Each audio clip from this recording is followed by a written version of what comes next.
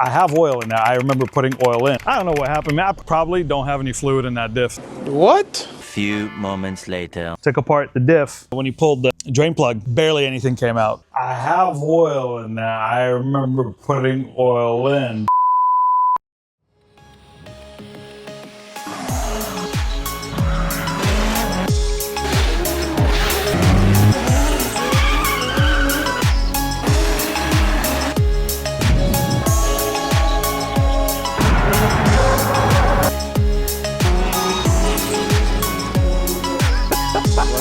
Let's keep this going somehow.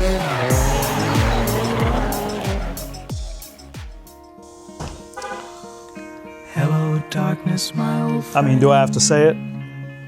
God damn it. Yeah, this is, again, my luck. So because of the blow-by issue, there's actually a couple things that happened at the track. I've never had this before. A lot of people have never experienced this before, but my snout on my rear end completely froze up. Whether we lost the main bearing on the diff, or something happened, or I didn't have enough oil in it. I'm sure I have oil in there. I remember putting oil in. I don't know what happened. I probably don't have any fluid in that diff though. What? Few moments later. Our boy Jason took apart the diff. Lo and behold, when he pulled the drain plug, barely anything came out. I have oil in there. I remember putting oil in. Did things just to do them. Come on, I mean, what am I gonna do? Just all of a sudden just jump up and grind my feet on somebody's couch like it's you know, something to do. Come on, I got a little more sense than that. Yeah, I remember grinding my feet on Eddie's couch. You know? I took an L. But the rear end locked up, which closed off the rest of the day for myself while everybody else kept drifting. I had to go get my truck because I was like being a street fighter, street driving this thing everywhere.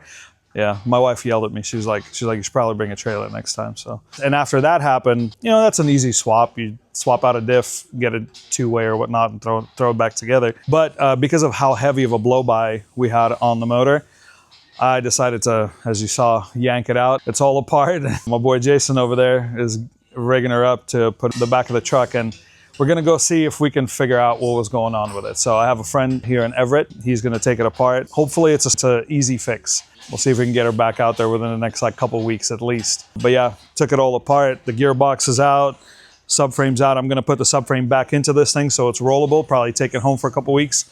Still have to run a business, unfortunately. But yeah, and then if that takes a couple weeks to put together, and then we'll slam her back together and then go for a ripski again. We'll see what happens. So now that obviously you saw what we did here, the main reason why I even stopped driving was this guy. So our boy Jason took apart the diff, and then lo and behold, when he pulled the drain plug, barely anything came out. So I took an L. I pulled a Samet. Yeah, I forgot to put fluid in, and this is just in a rush of putting everything together. There's a few other things that we found as we were taking the motor apart. I'm like, probably should have tightened that. Basically had no diff, and this is what happened. Excess heat. It had a little bit of oil in it, but excess heat essentially melted the pinion bearing. That's what locked up inside the diff. Fortunately enough, these are very common to come by. This is a Q45 diff, and the LSD, looked at the clutches, everything looks okay. The LSD portion of it, I can stuff back into a new case that I already have. So we'll just put this back together and then load it into the car. So at least that's done. Then we can wait for the motor to come back, and you know, a few hours later, put it back together. I'm kind of almost thinking that because of extra drivetrain drag, probably lost some power numbers on the dyno because this thing had to work extra hard. Yeah, a little bit more drag on the drivetrain. That not having adequate amount of oil in it probably robbed us of some power. So this thing will probably turn up even more, or at least be able to get up there even faster. Along with that, you know, there's still some stuff that needs to get happen in the shop, and actually enjoy the update that we have for Jeff's S15 that he's putting together. I think they're doing something with the fuel tank and putting on the whole rear end in the car. And he's got some info for you, a couple of cool little products that Radium actually offers to be able to utilize the factory gas tank and everything. But a bunch of cool info, and let's go, yeah, check that out, boys and girls. All right, we're back today, finally on the white S15. It's been a little bit since I've done anything to the car, but in the background, this was the rear subframe we were working on, I think in the last video. I also got some parts that are gonna be going on it, powder coated. So the transmission cross member, lower intake manifold, upper and lower water neck, And then this is going to be the motor that is going in. The reason why I had this lower intake powder coated is because it's a VVTi one that has top feed injectors factory, versus this one is a side feed. So it'd need a different fuel rail. It does still work. This came off a non-VVTi 1J. It will still work on a VVTi. It's the same bolt pattern, but you got to get a non-VVTi rail because the way that fuel rail bolts up is different. You can kind of see this one has posts for the top feed vertically, and then these ones are kind of at an angle. So it's a completely different fuel rail. Radium installs that. And they come with adapters to go from side feed to top feed because these holes are pretty significantly bigger on the side feed injectors. And as you can see, last night I kind of tore into a little bit. I pushed this in the evening yesterday, dropped the rear subframe. Okay, so next what we're gonna be doing is working on the fuel tank.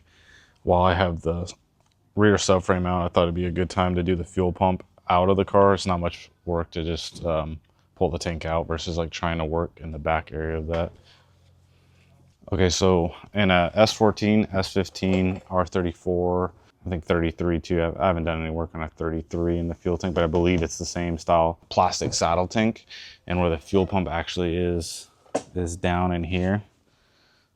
And it sits down in that crevice down there. And it's kind of a pain to get because it basically clicks onto this area right there behind this other piece of metal. Let's see if you can get a better shot of that. Yeah, there you go. And when there's fuel in it and this is installed in the car, it's kind of a pain because you're like in the trunk area working and you got to stick your hand through this hole and you only got about this much room to be able to see and twist your body and get in there. So I already needed to drop the rear subframe, so I'm like, you know what, it's a couple more bolts and some lines to just drop the whole thing. And I was able to get this. I don't know how long it's been sitting, but it's been sitting for at least a couple of years by the smell of the fuel that was in here. So I was able to dump out all the old fuel, clean it out, and then dry it out. And then now I have the factory fuel hanger here that goes in there. And this is that bracket I was kind of talking about. So it kind of sits in there like this. So the reason why I'm only putting just one AEM, it looks like it's a 340. I pulled this out of another car that I probably upgraded to bigger fuel pumps. I'm just throwing this in there. The stock one probably would have been fine, but what I'm doing is I'm gonna use this to just pull fuel out of the tank, and it's gonna go into a radium surge tank. Let me grab that. All right, so this is another product from Radium. It's super cool. This is a surge tank. So what this basically does is pumps fuel out of the tank into this little canister, and then it also, when it's full, it'll return the fuel that's overflowing out of here back into the tank, and it's always full with fuel. So it'll have one line that comes out of the tank into the surge tank, and then it'll pump out of the surge tank to the engine, and any fuel returning from the engine will go return to the surge tank, so it helps keep it full, and then anything that's overflowing will return back. So it just makes a huge loop from here to the engine, from the engine back to here, and then from here back to the tank, and it'll just keep cycling. I guess, yeah, basically all it does is keep any air from getting in the line, so you won't have fuel slosh. And it's kind of a cheater way to fix a problem in any car that's running a huge fuel tank, and you maybe don't want to run a full tank of fuel when you're racing, drifting, anything like that. You want to keep the weight down because this thing is probably about 14 gallons and fuel weighs roughly 7 pounds, I believe, a gallon. So do the math to figure out like how much weight you want to add to the back end of the car or wherever your fuel tank is. But yeah, so this is another product by Radium, super cool. And they do also have larger versions of this. I opted for a single pump and the smaller canister, but they do make one that's like probably like 10 inches around, fat one. And I think they go 2 or maybe up to 3 fuel pumps in that. Okay, so they also include some installation pieces, some lines that'll go from the fuel pump to the fitting that pumps the fuel out. And it's got a little filter, 2 different filters actually, for depending on which fuel pump you go with. It's got wiring, little wire terminals, clamps, sticker, of course, most importantly. It doesn't come with a mounting bracket, just depending on how you're deciding to mount this. You could put clamps on it. It's got mounting tabs on the side and on the bottom, so you could mount it like this. You can mount something on the side. And I think they have 2 or 3 different brackets depending on how you're going to do it. So make sure you kind of plan out what you're going to do. That way you can buy the right bracket. I just decided to opt for the bottom mount. I'm just going to bolt this down to the trunk somewhere, probably on the JDM passenger side, so the left side of the vehicle, because normally the fuel lines run down the right-hand drive driver's side. With the JZ in there, that's where the exhaust is going to be. So I took all the factory lines out of the car, and I'm gonna run straight out of this hanger into the surge tank, and then the surge tank I'm gonna run down the passenger left side of the vehicle. All right, so while we have the stuff factory hanger out, I'll kind of explain some of the things I'm gonna do that you can kind of decide what you want to do. But the S14 has metal push-on fittings that come out of the hanger, and that S15 R34s have these GM style. That's basically like what they call them, like quick disconnects, even though they're not that quick. They normally have these pins, and you basically got to pinch both simultaneously to unlock it and to be able to pull this off. Now, instead of a standard slip-on hose going on here, something, you know, like this, Radium makes these fittings. If you look in there, it's got little O-rings, and they'll actually slide onto here. I like to twist as I'm pushing on there. That way it doesn't grab the O-rings and pinch them and then potentially leak later on. And then if you look on the sides, they got little threaded holes. And basically what is for is this is kind of like a locking tab. Now if you see this little collar that's on there, this is like kind of countersunk drilled in there, so when you press it, it sits flush, and then when this slides on there, it'll basically lock that from being able to like push or pull this fitting off, and it'll help seal it. And then what holds this on there is just a small bolt. I put a little Loctite on there just because I'm always paranoid that important stuff like this is going to come off and potentially cause a fire. But now we got AN lines coming off the factory hanger without having to buy a whole complete fuel hanger. Now, that is another option you could go with if you wanted to not have that surge tank mounted somewhere in the trunk, or you just don't have the space. They actually make a billet hanger that can hold, I believe, up to 3 fuel pumps. And they also have another thing you can add on to it that's an internal surge tank, and it's got a little canister that it'll pump fuel into that. This is all inside the tank. It'll pump fuel into that, and you'll have your main primary fuel pumps sitting in that little canister. Same idea as that surge tank back there, and it'll just keep fuel always circulating in there, so you're not having to worry about fuel sloshing around side to side in the tank, or if it's low on fuel, sucking up any air. Now, obviously, if you're really low on fuel, like, you're still gonna have that problem. So you gotta at least make sure you keep, a decent amount of fuel in there. And another nice thing is if this is a street car and you're running factory gauges, all your factory fuel level stuff will work with this and with the Radium whole billet hanger. And like I previously mentioned, I just got a lightly used AN pump that's going to pump fuel into the lift tank. So let's get this thing tossed into the tank. Now, the only difference is going to be with the tank already out is just how easy it is to do all of this. But there's some wiring in here, and it's for the level sensor that's in the tank already. It's basically down this whole side, and it's got a float in there, but it's able to unplug from the hanger, so you can just pull the hanger assembly out and not mess with the level sensor, since it's like not anything that you're needing to modify. So now that that's plugged in, we'll go ahead and drop this in. This is the hardest part, especially if you're doing it in the car. It's such a pain. You basically, if you got this in the car, you kind of got to do it by feel, and you got to kind of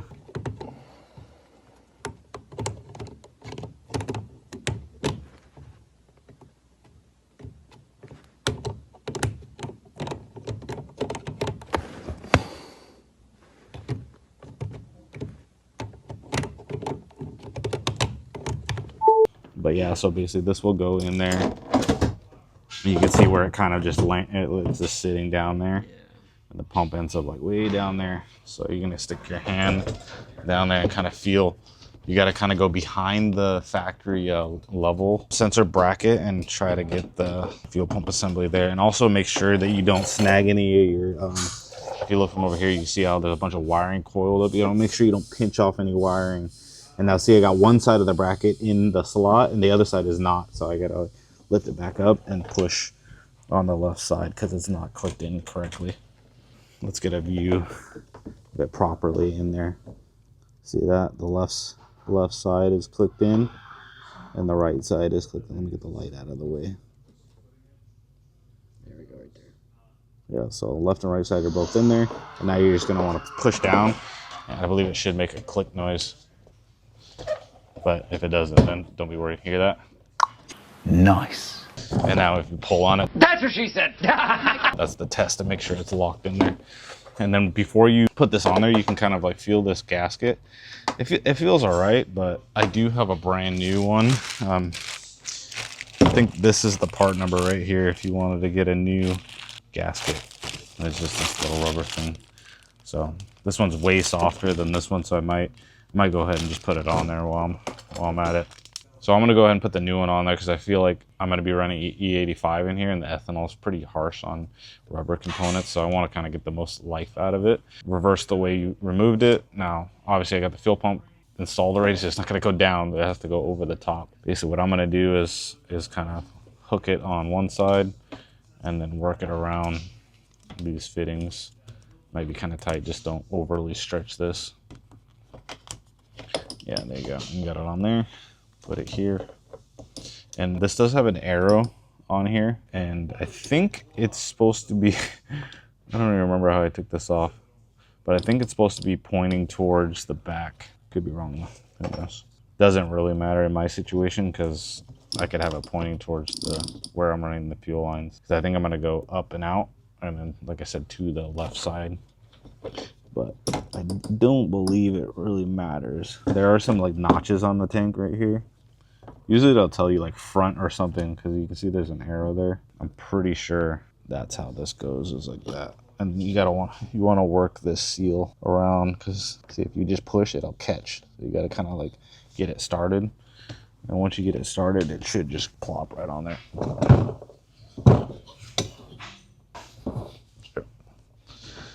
So I think it's meant to go like that, and that's probably why there's a white line right here, but I don't really think it matters. You just don't want to twist the line too much.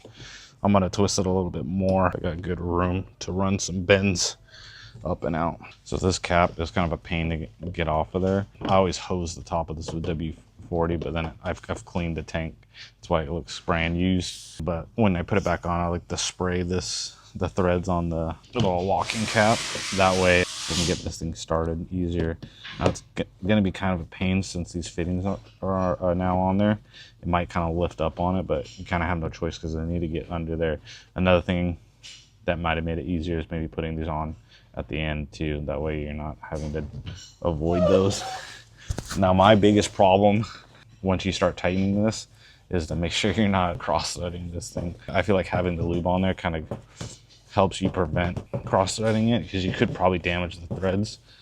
But when they're lubed up, it's either going to go on there smoothly or it's going to go on there difficult. Okay, now that I got it hand tight, I'm going to use the same tool that I used to remove it. I got this snap-on scraper, this little carbide scraper. It's not super sharp and it's pretty wide. I've used pry bars and screwdrivers in the past. What it ends up doing is chiseling off these little tabs. So I want to try to get like full contact and just slowly tighten it. A few moments later. Now assume this white line right here is actually for marking where it was tight. So I'm just gonna go one more, a little bit past it, just to know that it's tight.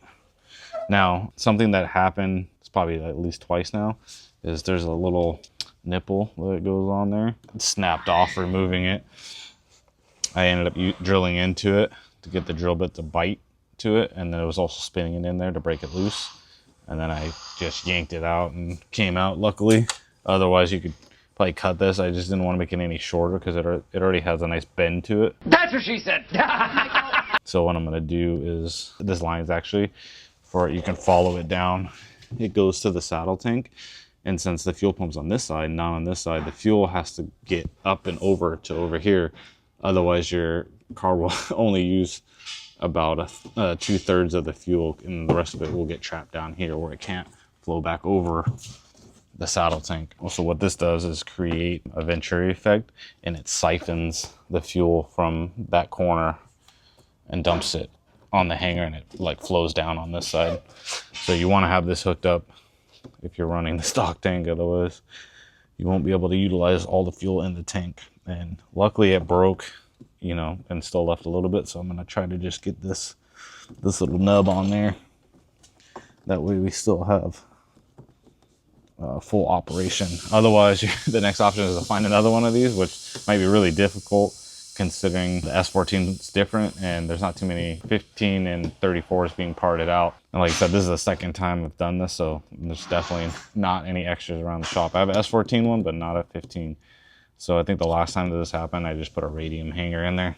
Okay, now that I got that in there, that's ready to go back into the vehicle.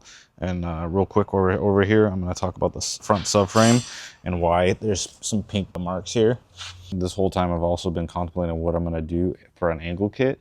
I think I am gonna go with my original plan of just modifying the factory steering rack and cutting out this area where it looks like I didn't make these marks. It looks like somebody else is maybe gonna do. But basically what I'm gonna cut is this whole area out where the steering rack mounts in. You can see the bolts here. I'm gonna cut all the way on both sides up to here. Pretty much gonna close this whole gap. I'm gonna move, this is gonna be touching there. And then I'm gonna cut out a section on both sides to just move the steering rack until it's almost touching the back side of this cross member. And then up here, the pink line is representing the JZ oil pan, because I am putting a 1J in there. You can see I had a mock-up 1J in there with some mounts on it. Just as I was building the 1J that's over there, that's gonna actually go into the car. Now that's a fully built shimless buckets. It's got 272 BC cams, 11-to-1 compression pistons. It's got BC HD rods with 625 hardware, upgraded bearings, the whole 9 yards. It's gonna be pretty high revving 1J. And if you haven't seen any of the footage of the motor, you want to go back a couple of videos. I think we have a 1J specific or S15 specific video, and we're talking more about what we're using on that engine, like the oil pump, etc. But yeah, so the oil pan has an area that I could cut out, and then I can run the deeper sump pan. In that video also, I talked about all the different types of oil pans that you can run. This is one of them here. It's a massive oil pan. And if you just look over here, we can kind of compare the two. See this area? This is the same pan that's on that. This is like a JZX100 IS300 oil pan.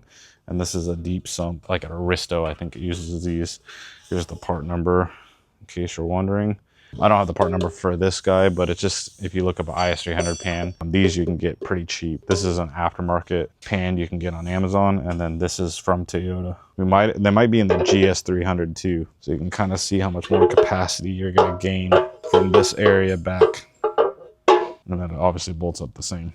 It's just gonna take up this much more room of the cross member, because that pan is gonna sit like this.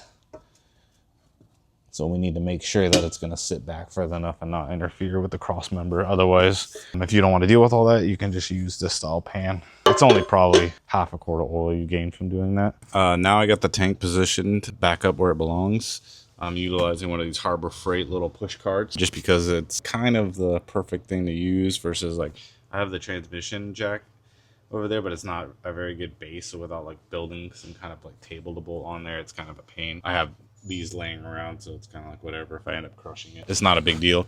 But I have a jack stand in the middle that's kind of like perfectly fitting on this little bump in the tank, and it's helping me keep it level. That way I can just lower the car onto the tank and then just kind of scoot it around. Since it's on wheels, I can just keep repositioning it. And I got one of the shocks in between the handle. I got one of the subframe studs in between one of these little pockets. But yeah, it worked out. And you got two straps to put up here, and then there's a bolt, one bolt there, and there's one bolt over there on the far end, and that's pretty much all that holds the tank in.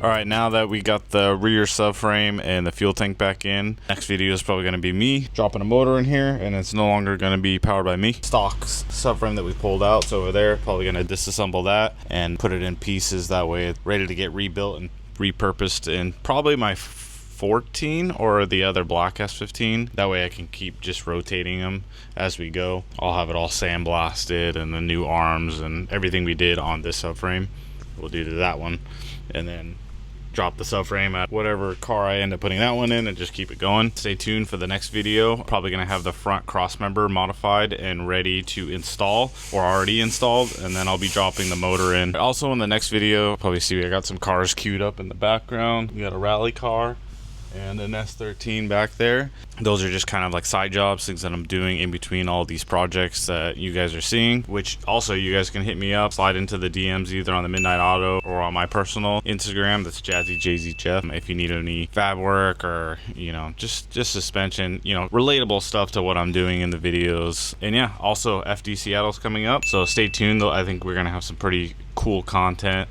with some pretty big dudes that you guys probably all know. So make sure you like, comment, subscribe, and stay tuned for the next one.